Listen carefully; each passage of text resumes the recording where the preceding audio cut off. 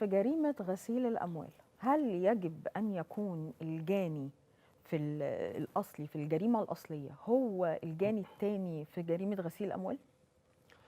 من الممكن أن يكون الجاني في شأن الجريمة الأصلية أو جريمة المصدر أو الجريمة التي ارتكبت وتحصل عنها أموال، لربما يكون هذا الجاني في جريمة المصدر يختلف عنه الجاني في جريمة غسل الأموال، تمام. لكن قد يكون الجاني في جريمة المصدر أحيانا هو نفسه الجاني في جريمة غسل الأموال.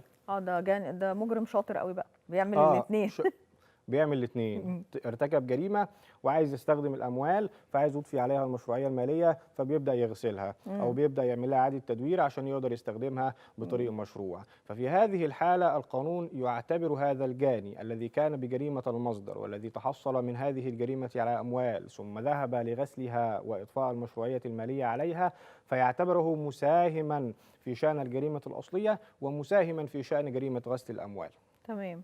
يعني بيحاكم عن الجريمة الأصلية وبيحاكم عن جريمة غسل الأموال، بيحاكم في جريمتين مش جريمة واحدة، على مم. اعتبار أن لكل جريمة أركانها وظروفها.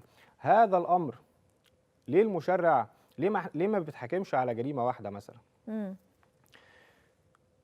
الجاني أو الفاعل في شأن جريمة غسل الأموال إنما يكون هادفا وقاصدا من هذه الجريمة أن إضفاء المشروعية أو إخفاء الجريمة الأصلية أو مم. الحيلولة دون اكتشاف هذا الأمر أو استثمار العادات وما إلى ذلك. مم. فهذا القصد هو يختلف تماما عن السلوك الإجرامي في شأن جريمة المصدر. فإذا مم. هذه الجريمة لها أركان وسلوك ونشاط إجرامي يختلف عن جريمة غسل الأموال، لذلك يحاكم ويعاقب ويسأل في كلا الجريمتين كلا على حدة طبقا لظروف كل جريمة. طب امتى